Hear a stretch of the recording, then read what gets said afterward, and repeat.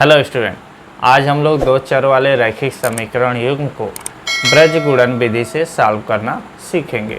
तो देखिए, ब्रज गुणन विधि से सॉल्व करने के लिए हम लोग क्या बनाएंगे, यहाँ पे एक पहले फार्मूला बनाएंगे और फार्मूला बनाने के लिए हम लोग लिखेंगे रैखिक समीकरण युग्म यानी a1x plus b1y plus c1 equal to 0। यह एक समीकरण है। फिर दूसरा समीकरण ऐसा ही एक लिखेंगे, तो a2x plus b2y plus c2 equal to 0। यह क्या है, दो चर वाला रैखिक समीकरण युग्म है। अब इसको सॉल्व करना है। अब यहाँ से हम लोग क्या बनाएंगे, एक फार्मूला बनाएंगे और उस फार्मूला का दो चर वाले रैखिक समीकरण युग्म को सॉल्व करने के लिए वहाँ पे हम लोग प्रयोग करेंगे। तो यहाँ पे फार्मूला हम लोग बना रहे हैं। तो फार्मूला बनाने के लिए हम लोग क्या लिखेंगे, पहले बी सी ए बी।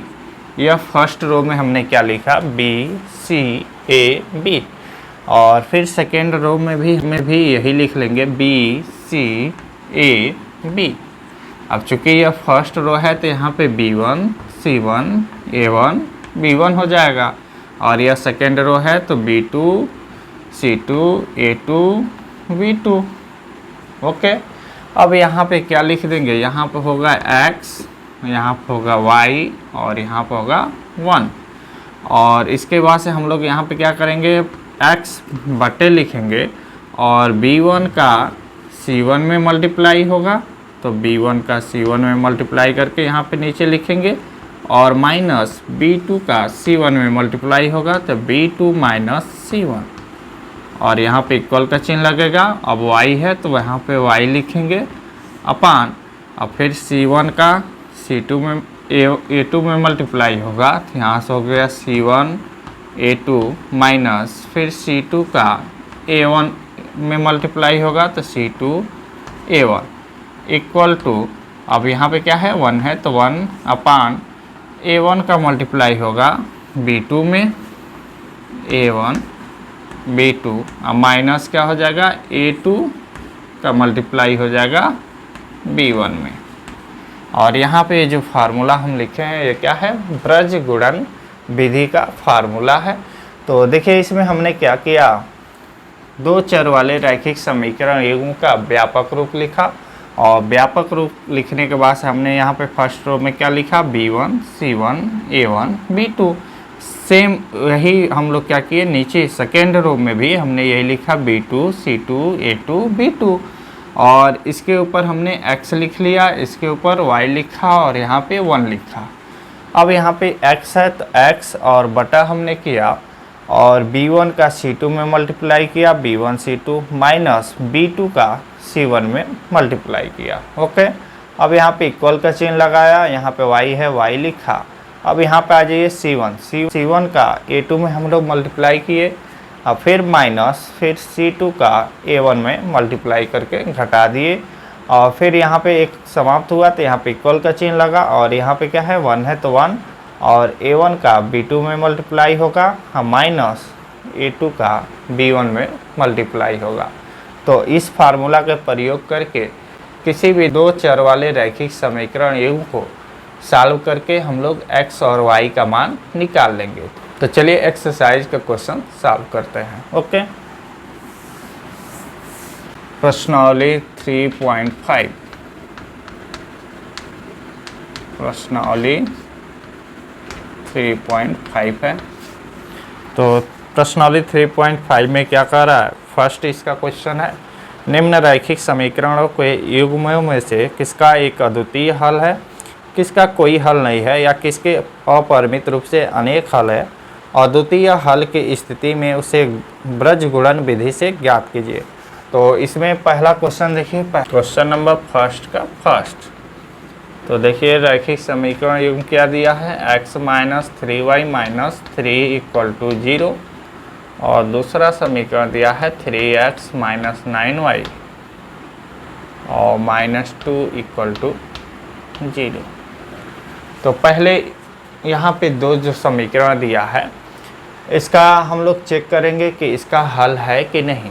तो कोई हल है कि नहीं, इसके लिए चेक करने के लिए हम लोग क्या करेंगे, पहले इसको हम लोग a1x plus b1y plus c1 equal to 0 से तुलना करेंगे। फिर समीकरण जो 2 है इसको a2x plus b2y plus c2 equal to 0 से तुलना करेंगे, यानी a1 a2 और b1 b2 c1 c2 का मान निकालेंगे और फिर फार्मूला में रखेंगे मान और देखेंगे कि इसका अद्वितीय हल है कि नहीं।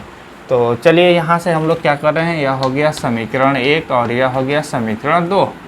अब क्या करेंगे, a1x plus b1y plus c1 equal to 0, यानी समीकरण 1 को हमने क्या किया, समीकरण 1 को a1x plus b1y plus c1 equal to 0 से तुलना करने पर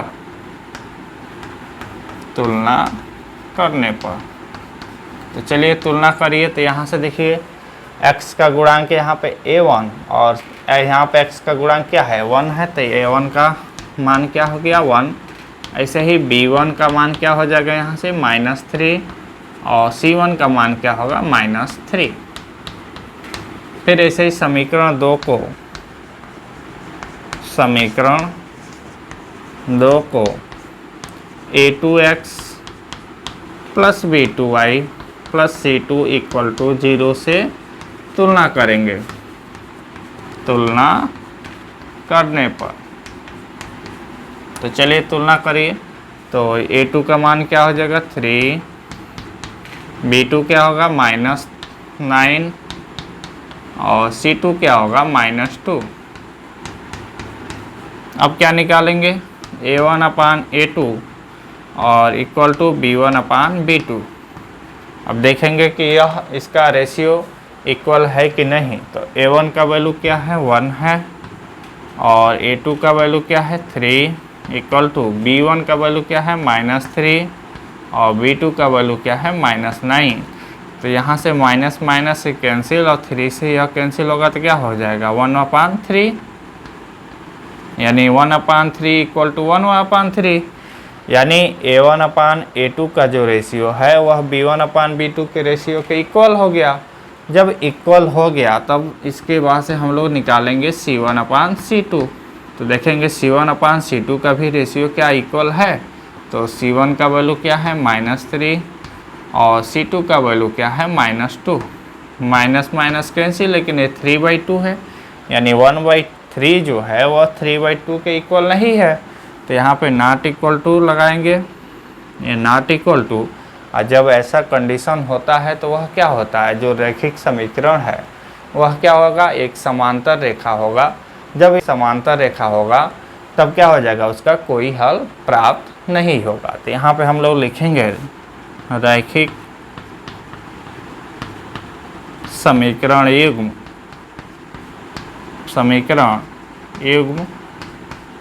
समांतर है, इसलिए इसका कोई हल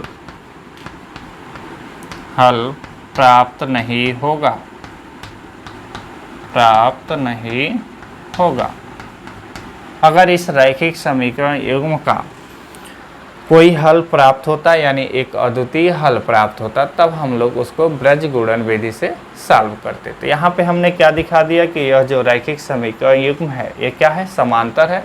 जब समांतर है तो कहीं वह क्या होगा, प्रतिच्छेद नहीं करेगा, इसलिए उसका कोई हल प्राप्त नहीं होगा। ओके, फिर ऐसे ही दूसरा क्वेश्चन देखिए, क्वेश्चन नंबर 2 देखिए क्या दिया है, 2x plus y equal to 5 और फिर दिया है 3x plus 2y equal to 8। यहाँ पे रैखिक समीकरण युग्म दिया है। तो पहले इसको हम लोग क्या करेंगे, ax plus by plus c equal to 0 के रूप का बनाएंगे। चूँकि यहाँ पे क्या है, ax plus by plus c equal to 0 के रूप का यह समीकरण नहीं दिया हुआ है, तो पहले उसको उसके अनुरूप बनाएंगे। यानी इस 5 को इधर ट्रांसफ़र करेंगे तो क्या होगा, इधर 0 आएगा और इस 8 को इधर ट्रांसफ़र कर देना है। यानी यहाँ से हम लोग क्या लिख देंगे, 2x प्लस y और -5 इक्वल टू 0, यह हो गया समीकरण 1। और इसको हम लोग ऐसे ही चेंज करेंगे तो क्या होगा, 3x plus 2y -8 equal to 0, यह हो गया समीकरण 2। अब समीकरण 1 को क्या करेंगे, a1x plus b1y plus c1 equal to 0 से तुलना करेंगे। और इसी प्रकार समीकरण 2 को a2x plus b2y plus c2 equal to 0 से तुलना करेंगे। तो चलिए समीकरण 1 को हम लोग क्या करें, समीकरण 1 को a1x plus b1y plus c1 equal to 0 से पहले तुलना कर लेंगे। से तुलना करने पर तो a1 का वैल्यू क्या हो जाएगा, यहाँ से देखिए 2, ऐसे ही b1 क्या होगा 1 होगा और c1 क्या हो जाएगा -5। इसी प्रकार समीकरण 2 को a2x plus b2y plus c2 equal to 0 से तुलना करने पर, चलिए तुलना करिए। तो a2 का वैल्यू क्या हो जाएगा 3, b2 का मान क्या होगा 2 और c2 का मान क्या हो जाएगा -1। अब पहले इसका चेक करना है इसका कोई हल प्राप्त होगा कि नहीं होगा। तो पहले हम लोग क्या निकालेंगे, a1 upon a2 equal to b1 upon b2। तो a1 क्या है 2 है और a2 क्या मिला है 3 और यह कैंसिल नहीं होगा तो इक्वल, और b1 क्या है 1 अपान और b2 क्या है 2। तो यहाँ पे देख रहे हैं 2/3 और 1/2, यह दोनों इक्वल नहीं है तो यहाँ पे नॉट इक्वल टू लग गया, यहाँ पे भी नॉट इक्वल टू। और इस कंडीशन में क्या हो जाएगा, रैखिक समीकरण युग्म का अद्वितीय हल प्राप्त होगा, यानी केवल और केवल एक ही हल मिलेगा। तो यहाँ से लिख लेंगे रैखिक समीकरण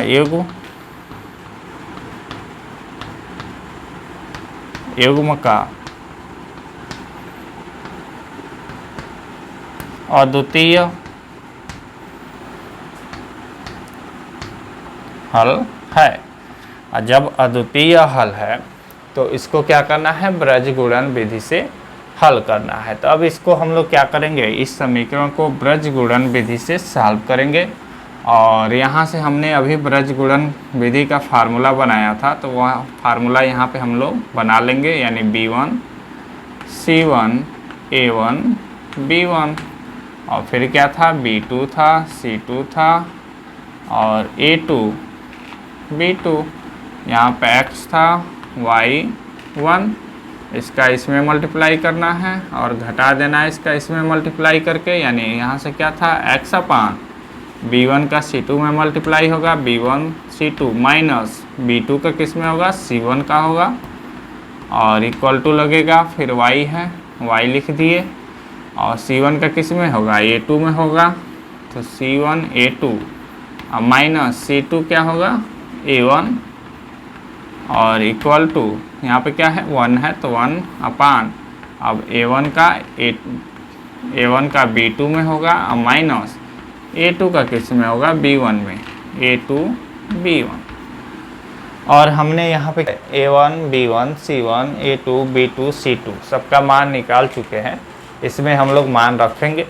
तो चलिए रखिए, तो यहाँ से हो जाएगा x और b1 देखिए यहाँ पे क्या है 1 है तो 1 और इंटू c2 यहाँ पे क्या मिला है -8 रखा और माइनस है माइनस b2 देखिए क्या है 2 है तो यहाँ पे 2 रखा, c1 क्या है -5 रखा इक्वल टू y। ऐसे ही c1 देखिए क्या है, c1 है -5 तो -5 हो गया। a2 क्या है, a2 3 है, यहाँ पे हमने 3 रखा माइनस c2 देखिए क्या है -8 है तो यहाँ पे -8 हो गया। और a1 क्या है 2 है तो यहाँ पे लिख देंगे 2 इक्वल टू, फिर क्या होगा यहाँ पे 1 अपान a1 क्या है 2 है तो यहाँ पे 2 हो गया। और b2 देखिए ये भी क्या है 2 है तो यानी यहाँ पे भी क्या हो गया इंटू 2 माइनस, और a2 क्या है 3 है तो यहाँ पे 3 लिख दिए। और b1 क्या है 1 है तो यहाँ पे हो गया 1। अब इसको सॉल्व करेंगे तो x अपान 1 का -8 में गुणा होगा तो -8 हो जाएगा। और यहाँ पे देखिए माइनस माइनस का गुणा होगा तो क्या हो जाएगा, प्लस होगा, यानी प्लस यहाँ से क्या हो जाएगा 10। और यहाँ पे इक्वल टू y अपान -5 का 3 में मल्टीप्लाई होगा -15, और माइनस का माइनस में मल्टीप्लाई होगा प्लस, और 8 दूना 16 इक्वल टू 1 अपान 2 का 2 में मल्टीप्लाई होगा 4, और -3 का 1 में मल्टीप्लाई होगा 3। अब यहाँ से इसको ऐड करेंगे तो x अपान क्या हो जाएगा -8 प्लस 10 क्या हो जाएगा 2 equal to y upon -15 plus 16 क्या होगा 1 होगा, और इक्वल टू 1 अपान 4 में से 3 जाएगा 1 होगा। अब यहाँ पे इतना सॉल्व करने के बाद से क्या करेंगे, इसको हम लोग क्या करेंगे, इसके एक बार बराबर करेंगे और फिर y वाला पद को इसके बराबर करेंगे। यानी यहाँ से क्या हो जाएगा x/2 इक्वल टू 1 अपान 1। तो यहाँ से हम लोग क्या लिख सकते हैं, 2 का इधर 2 का 1 में मल्टीप्लाई होगा 2 होगा, 1 का x में होगा तो x, यानी x इक्वल टू 2। और ऐसे ही फिर इसको इसके बराबर करना है तो y अपान 1 इक्वल टू 1 अपान 1, यानी y का वैल्यू क्या हो गया 1। यानी यहाँ पे जो रैखिक समीकरण युग्म दिया था इसको हमने ब्रज गुणन विधि से सॉल्व किया और x का मान निकाला 2 और y का मान निकाला 1। तो इस तरह हमने इस क्वेश्चन को सॉल्व कर लिया। ओके, क्वेश्चन नंबर 3 देखिए।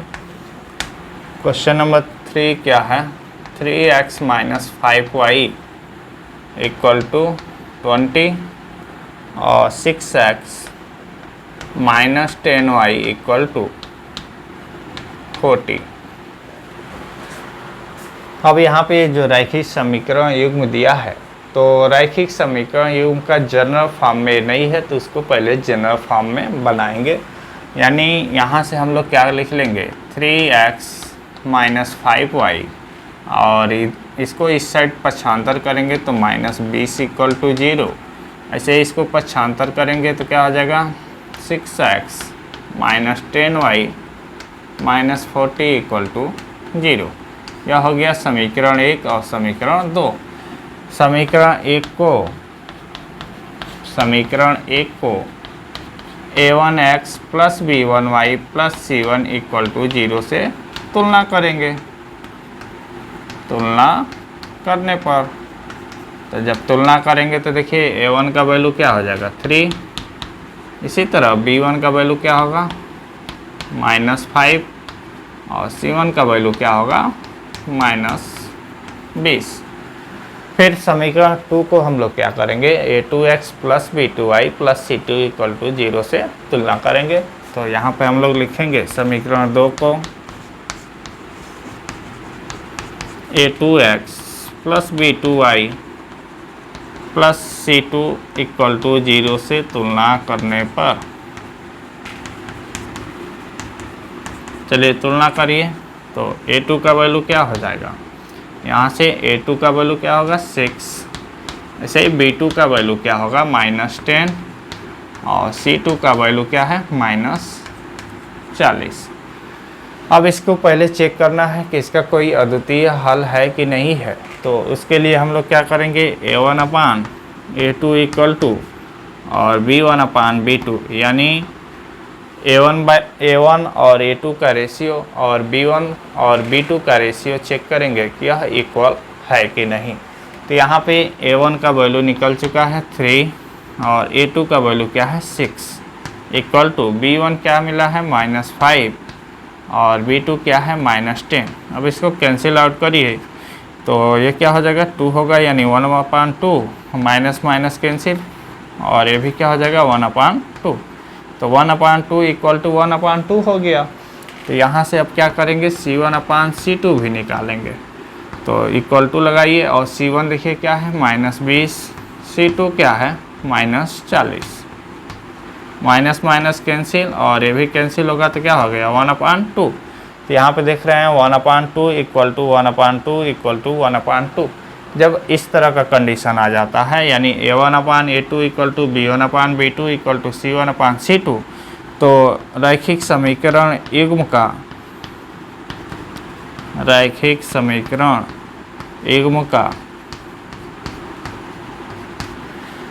जब ऐसा कंडीशन आता है तो रैखिक समीकरण युग्म का कितना हल प्राप्त होता है, उसका अपरिमित रूप से अनेक हल मिलता है। तो यहाँ पे हम लोग लिख देंगे रैखिक समीकरण युग्म का अपरिमित रूप से अनेक हल है। जब अपरिमित इसका हल हो गया तो इसको ब्रज गुणन विधि से सॉल्व नहीं करना है। ठीक है।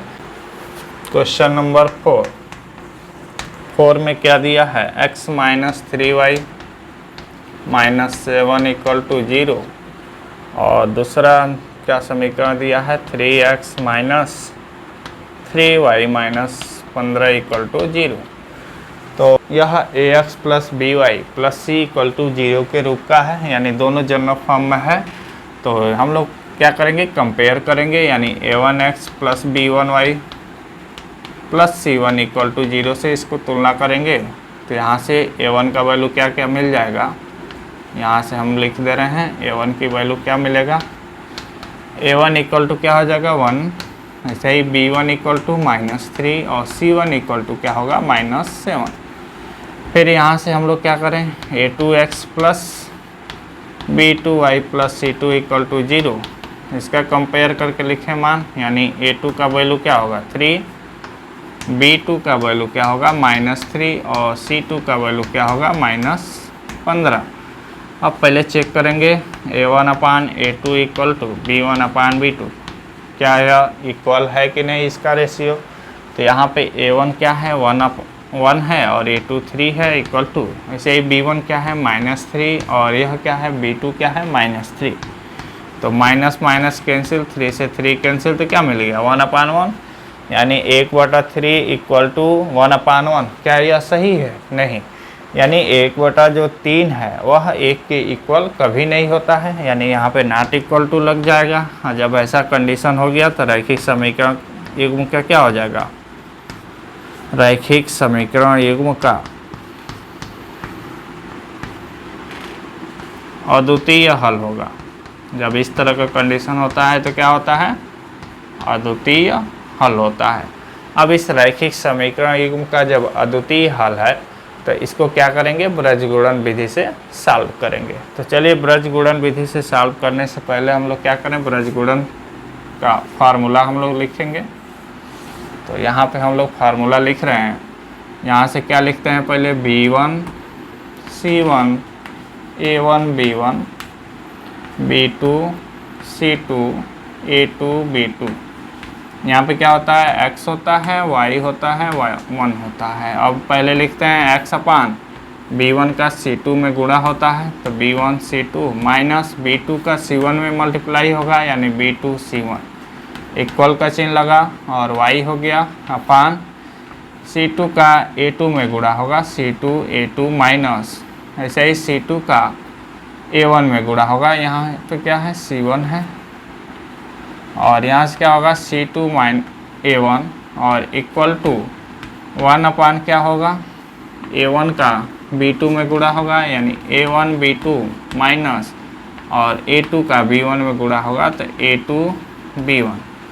अब यहाँ पे हम लोग a1 b1 c1 a2 b2 c2 का मान निकाले हैं और यहाँ पे मान रखेंगे और फिर इसको हम लोग सॉल्व करेंगे। तो चलिए सॉल्व करिए। यहाँ पे x है और b1 देखिए क्या है -3 लिखा, c2 क्या है -15 लिखा, माइनस b2 क्या है -3 है, तो -3, और c1 क्या है -7 equal to y upon c1 देखिए क्या है -7 और a2 क्या है 3 है, यानी यहाँ पे 3 लिखा, माइनस c2 क्या है -15 और a1 क्या है 1 है इक्वल टू 1 अपान a1 क्या है a1 1 है, और b2 क्या है -3 है, और माइनस a2 क्या दिया है 3 है, और b1 तो b1 यहाँ से क्या हो जाएगा, b1 क्या है, -3 है,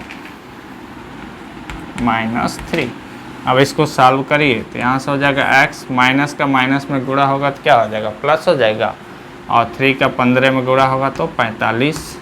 और यहाँ पे देखिए माइनस माइनस गुणा प्लस, और यहाँ पे पहले से माइनस है तो माइनस प्लस गुणा होगा माइनस, और 7 तरीके 21 हो गया, इक्वल टू y अपान, यहाँ पे माइनस प्लस में गुणा होगा माइनस, 7 तरीके 21, और माइनस माइनस में गुणा होगा तो प्लस हो जाएगा, और 15 के 1 में गुणा होगा तो 15, equal to 1 upon, plus minus गुणा होगा तो -3, और यहाँ पे माइनस माइनस गुणा होगा तो प्लस हो जाएगा, और 3 का 3 में गुणा होगा तो 9 होगा।